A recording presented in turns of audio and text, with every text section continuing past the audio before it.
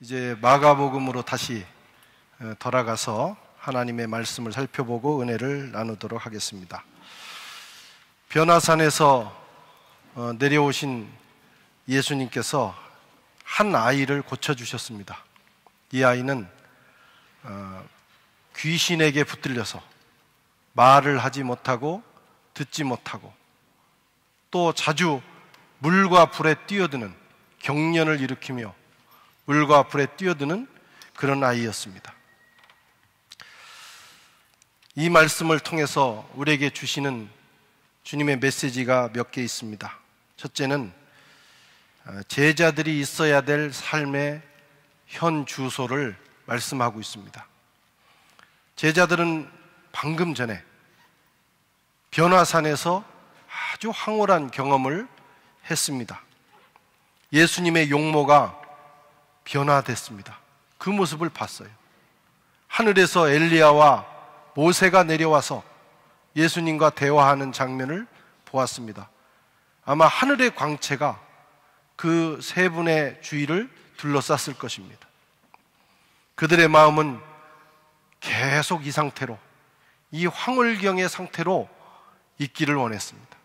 그러나 예수님은 제자들을 데리고 곧바로 산에서 내려오셨습니다. 산 밑에는 그들이 해결해야 될 일들이 산적해 있었어요.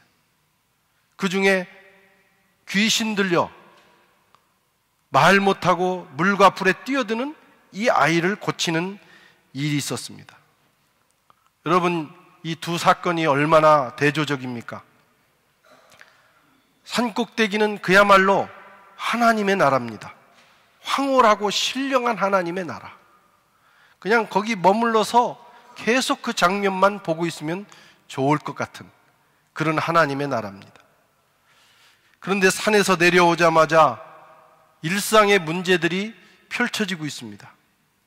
지지고 볶고 싸우고 비난하고 웅성대고 아우성치면서 군중들이 모여 있습니다. 예수님께서 제자들을 그곳으로 데리고 내려오신 거예요. 그것이 예수님의 제자, 그리고 그리스도인이 있어야 될 삶의 현 주소입니다. 불교라는 종교가 있습니다. 그들은 세상을 고통의 바다로 보고 이 고통으로부터 벗어나는 것은 복잡하게 얽힌 인연, 그 인연을 끊고 해탈하는 거예요. 그래서 열반의 세계로 들어가려고 합니다. 부처가 되려고 하는 것입니다. 세상을 두 차원으로 나눕니다. 차 안의 세계가 있고 피 안의 세계가 있다. 차 안의 세계는 이 세상에 복잡하게 인연으로 얽혀진 세계예요. 그래서 이 세계를 떠나서 저 피 안의 세계로 넘어가는 것이 그들의 목적입니다. 그래서 약간 현실 도피적인 그런 모습이 있어요. 철학적으로는 굉장히 매력적인 종교입니다. 도교라는 종교도 있어요. 한마디로 말하면 복잡한 세상을 초월해서 신선이 되겠다 하는 것입니다. 신선. 그들은 도를 닦아서 도인 또는 신선이 되려고 합니다. 도가 뭐냐? 노자의 도덕경에 의한 도는 우주의 원리예요. 자연 만물의 원리. 그 원리대로, 원리와 내가 배치되지 않고 그것을 따라가게 되면, 그걸 거스르지 않고 가게 되면 도의 경지에 이른다는 거예요. 그래서 신선도 되고 도인도 되는 것입니다. 혹자는 노자가 그렇게 살다가 신선이 되었다, 이렇게 믿는 사람도 있어요. 어쨌든 우리 기독교는 다릅니다. 우리는 굉장히 현실적인 종교입니다. 우리는 피 안의 세계를 잠시 경험합니다. 기도하면서, 기도원에 가서 묵상을 하면서 주님과 따로 있는 변화산 같은 그런 피 안의 세계도 경험하지만, 그러나 거기에 오래 머무르지 않습니다. 즉시 이 복잡한 차 안의 세계로 내려옵니다. 예수님이 그렇게 사셨어요. 예수님은 하늘 보좌를 버리시고 이 복잡한, 자칫하면 죽을 수밖에 없는, 결국은 돌아가신 이 세계로 몸소 내려오셨어요. 세상의 문제를 외면하거나 그것으로부터 도망가지 않습니다. 사실 세상 문제를 외면하고 관계를 끊어버리고 사는 것은 오히려 속 편한 일일 수도 있어요. 그러나 기독교, 주님이 가르쳐 주신 우리 신앙은 이 세상을, 복잡한 세상 속에 들어가서 세상의 문제를 직면하라는 것입니다. 그것이 우리가 있어야 될 현 주소입니다. 주님의 제자들의 삶입니다. 예수님도 그렇게 사셨고 우리 신앙의 선조들이 그렇게 살았어요. 치열하게. 삶의 현 주소가 너무나 복잡하고 고통스러운 곳이지만 그곳에서 치열하게 하나님의 말씀을 따라 살아냈습니다. 그것이 기독교 신앙이에요. 우리 한국인들은 예수를 믿어도 불교, 도교적으로 믿으려고 하는 경향이 많습니다. 또는 샤머니즘을 따라. 그러니까 우리 DNA에는 그게 아주 오랜 역사 속에서 몸에 배 있는 거예요. 그래서 예수님을 믿지만 그 신앙생활의 형태는 자꾸 옛날 습관으로 돌아갑니다. 사실 그렇게 사는 것은 속 편한 겁니다. 복잡한 인연을 끊어버리고 제껴버리고 나 홀로 살면 속 편합니다. 그러나 그것은 그리스도인의 삶이 아닙니다. 우리는 치열한 삶의 현장으로 내려와서 십자가를 지고 비록 그 현장이 거칠지만 주님의 뜻을 이루면서 살아가는 거예요. 거기서 하나님의 나라를 이루어야 합니다. 그것이 우리 그리스도인의 삶이다. 오늘 이 두 사건 사이에서 주님은 우리에게 그것을 강조해 주고 있는 거예요. 2020년 새로운 한 해가 시작됐습니다. 우리 앞에 펼쳐질 2020년은 여전히 치열할 것입니다. 왜 인생이 이렇게 힘들고 괴로우냐? 더 좋은 곳 없냐? 유사일에 그런 시간, 그런 해는 없습니다. 항상 인생은 그렇게 치열한 거예요. 주님은 우리가 그 속에 들어가서 그것을 감당하면서 거기서 하나님의 나라를 이루면서 살기를 원하십니다. 그래서 개신교인은 굉장히 긍정적이고 그 현실을 긍정하고 또 아주 치열하게 인생을 살아야 돼요. 두 번째로 오늘 본문을 보면 생명의 문제를 가지고는 논쟁을 삼지 말라.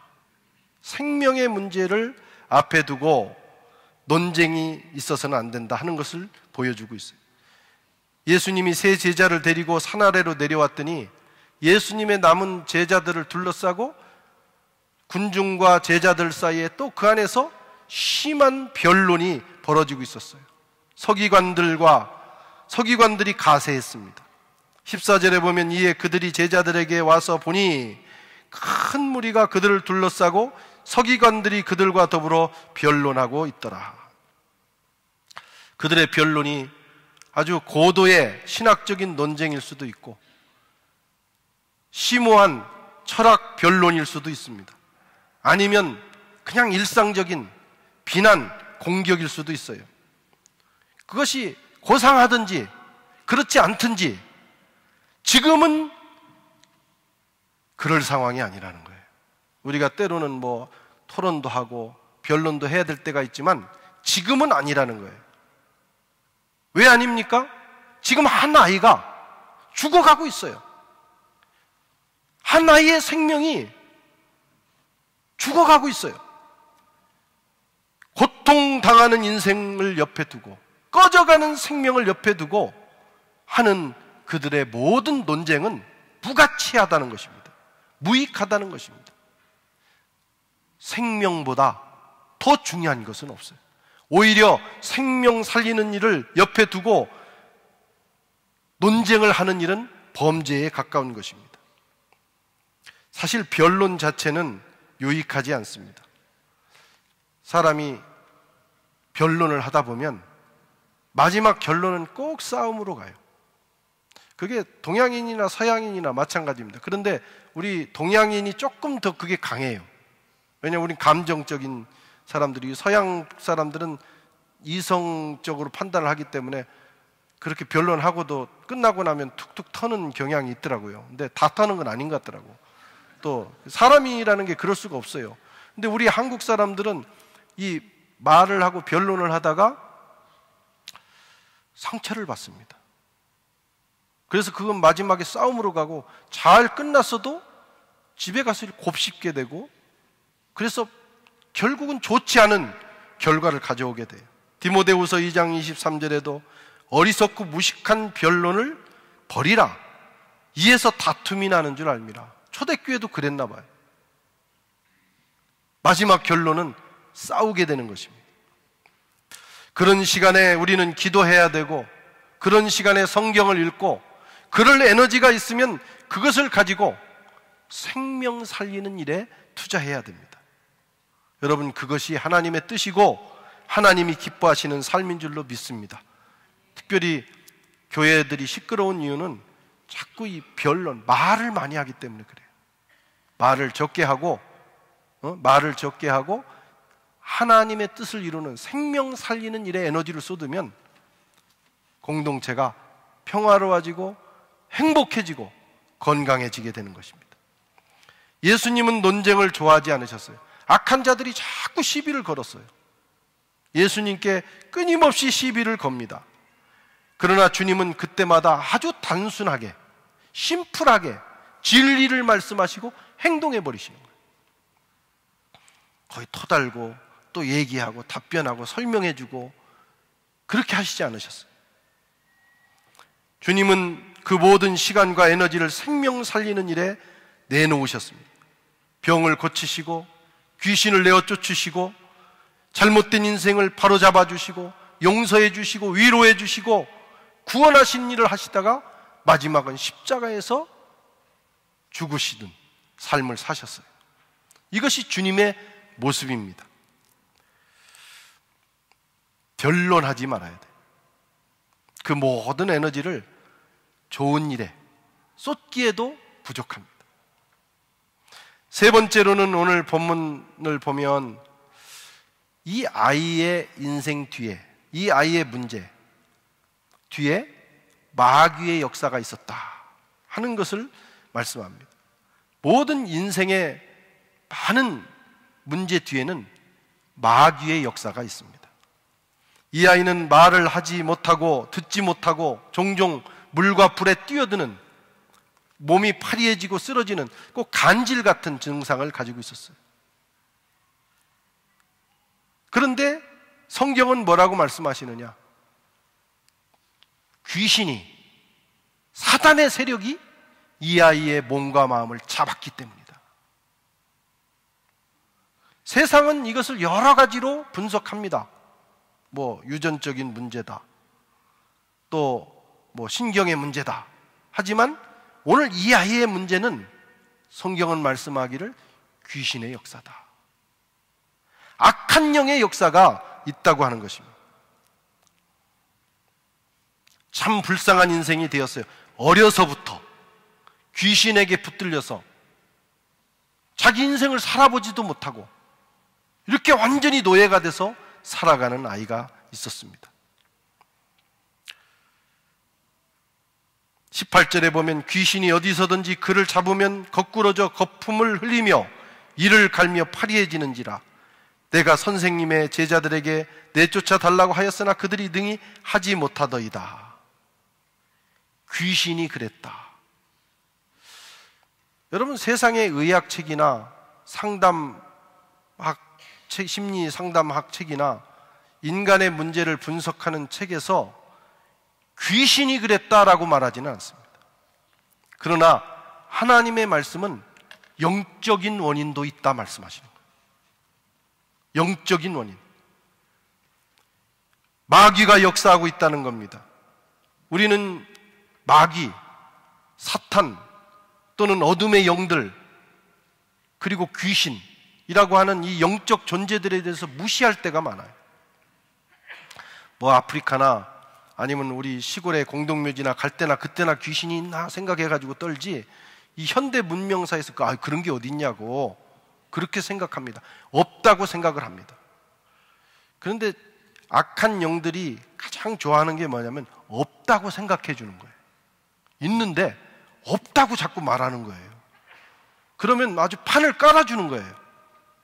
그래서 지금 이 아이를 귀신이 붙들고 있는데 아이고 그건 그 귀신이 아니라고, 성경이 귀신이라고 말하는데 아이고 그거 아니라고 그러면 아주 그냥 마음 놓고 역사할 수 있도록 길을 열어주는 겁니다.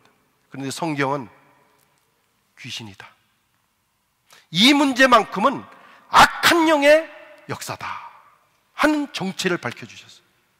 거기서부터 여러분 치유가 시작이 되는 것입니다. 우리 삶에서 일어나는 많은 문제의 배후에는 악한 영들의 역사가 있어요. 물론 개인의 실수도 있고 또 여러 가지 환경적인 요인도 있고 자기의 삶의 태도의 문제도 있지만, 그러나 그 배후에 악한 영의 역사가 많다. 내가 좋아서 하는 것 같지만 악한 영에게 조종받을 수도 있어요.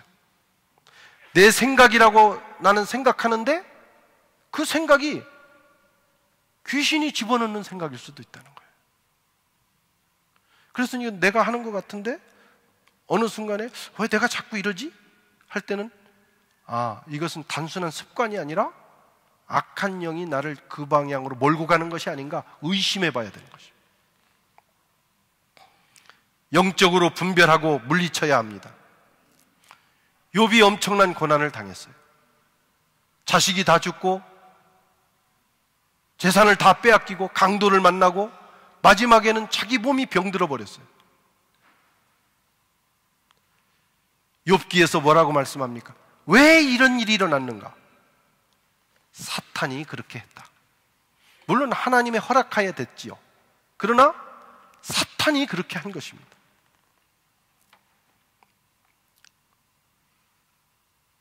성경은 우리에게 늘 깨어 있어야 된다고 말씀합니다. 그냥 이성적으로만 살아서 되는 세상이 아니에요. 내가 열심히 산다고만 되는 세상이 아니에요. 나보다 더 열심히 있는 존재가 있어요. 마귀가. 악한 영들은 잠도 안 자고 역사합니다.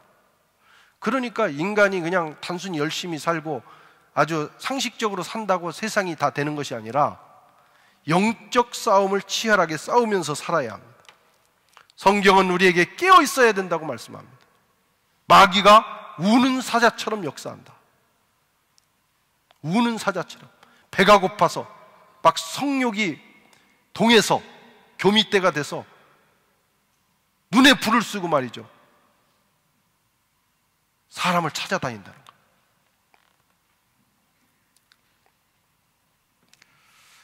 깨어있지 않으면 우리는 속수무책으로 당하고 맙니다. 쏟고 맙니다. 왜 그러는지도 모르고 그냥 당해버리는 거예요. 왜 이렇게 인생이 이런가 생각하고 그냥 무너져 버리는 거예요. 우리는 현상만 보고 결국은 무너지게 됩니다.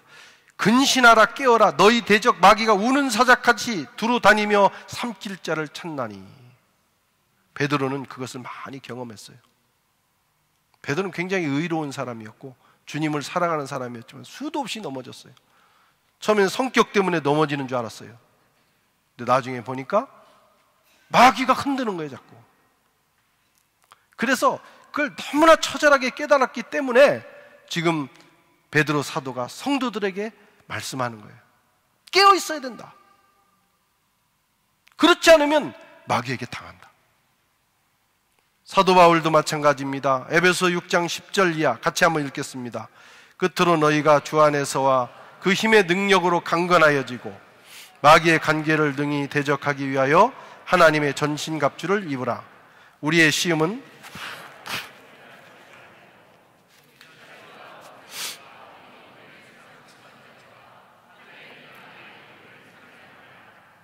아멘. 영적 싸움이 있다는 거예요. 이 싸움에서 무너지면 우리가 신앙생활에 승리할 수 없습니다. 예수님께서 이 아이의 병의 원인을 정확하게 파악하시고 해결해 주셨어요. 이 아이가 말 못하고 듣지 못하고 자꾸 쓰러지는 것은 귀신의 역사다. 그리고 예수님이 귀신을 쫓아내니까 그냥 그 모든 증세가 떠나간 거예요. 아이가 온전해졌습니다. 이런 경우가 있어요. 물론 모든 것이 다 귀신의 역사는 아니에요. 어떤 경우는 모든 걸 다 그렇게 해서 문제가 되는 경우도 있는데, 사람이 이제 정신적인 문제, 내적인 문제 중에는 자기 신경의 문제라든가 호르몬의 문제라든가 뭐 신경계통의 문제가 오는 경우가 있어요. 그런 경우는 약을 먹어야죠. 또 병원의 진료를 받아야 됩니다. 그런데 귀신이 역사에서 일어나는 일들은 약 먹어서 되는 게 아니에요. 약을 먹어서 오히려 몸과 신경만 망가질 수 있어요. 그게 아니기 때문에 그런 경우에는 귀신을 쫓아내야 합니다. 세상의 의술도 필요합니다. 그러나 그것은 제한되어 있어요. 의술로 할 수 없는 그 세계가 있어요. 그것은 하나님의 능력으로 해결해야 하는 것입니다. 성경은 이런 현상의 배후에 어두움의 세력이 있다, 귀신을 쫓아내야 된다, 그래서 주님도 쫓아내시고 제자들에게 그 능력을 부여해 주셨고, 예수님 승천하신 후에 모든 주님의 제자들은 예수의 이름을 가지고 악한 영들을 물리치면서 신앙생활을 하게 된 것입니다. 그럼 어떻게 우리가 이 영적 싸움을 싸울 수 있는가? 믿음과 기도가 무기입니다. 믿음과 기도. 이제 예수님이 내려오시자 아이의 아버지가 예수님께 와서 요청을 합니다. 제가 우리 아이를 데려왔는데, 제자들에게 데려왔는데 제자들이 못 고쳤습니다. 이제 선생님께서 고쳐주십시오. 그러자 예수님께서 이 믿음이 없는 세대여 하면서 오히려 꾸짖으셨어요. 내가 언제까지 너희들하고 함께 있어야 되냐? 나 곧 승천할 건데. 이 꾸짖음의 대상은 그 아이를 고치지 못한 예수님의 제자들이 아니라 이 부모를 얘기하는 거예요. 지금 이 부모는 이 아이를 데리고 왔지만 예수님이 안 보이니까, 예수님이 안 계시잖아요. 지금 변화상에 올라가 계시니까 신뢰가 떨어진 거예요. 그래서 제자들이 그런 일을 할 수 있을까? 선생님이 계셔야 되는데 하고 데리고는 왔는데 믿지를 않은 거예요. 그래서 기적이 일어나지 않은 것입니다. 내가 언제까지 너희와 함께 있겠느냐? 나는 올라갈 건데 곧. 그 이후로는 모든 역사는 정지하는 것이냐? 그렇지 않다는 거예요. 믿어라. 하나님의 역사를 믿어라. 예수님에게서 일어난 역사가 제자들에게서도 일어날 수 있는 거예요. 그 믿음을 지적하셨어요. 이 사람이 또 말합니다. 우리 아이 사정이 이러하니 할 수만 있거든 선생님 좀 고쳐주십시오. 그때 예수님 말씀하시기를, 할 수 있거든이 무슨 얘기냐? 믿는 자에게는 능치 못함이 없다. 예수님과 대화를 하면서 이 사람 마음속에 믿음이 자라난 거예요. 점점 믿음이 자라나는 거예요. 그때 예수님께서 예수님에게 제 믿음 없습니다, 믿음을 좀 도와주세요 했더니 예수님이 그의 믿음을 키워주시고 그리고 고쳐주셨습니다. 여러분, 악한 영적 싸움은 믿음의 문제입니다. 그게 꼭 귀신을 쫓는 문제만이 아니라 우리 인생의 문제를 해결해 나가는 많은 경우에 우리 마음속에 믿음이 중요해요. 그 일이 이루어질 것이다, 하나님께서 도우실 것이다, 역사하실 것이다 하는 그 믿음을 근거로 하나님이 역사하시는 거예요. 저와 여러분에게 그런 믿음이 있기를 축원합니다. 그 믿음이 중요해요. 그래서 이제 고쳐주셨습니다. 고쳐주시고 다 이제 그 사람들이 돌아간 후에 제자들과 예수님이 집으로 가셨는데, 이제 제자들이 또 주님께 묻는 거예요. 주님, 그런데 왜 우리는 안 됐어요?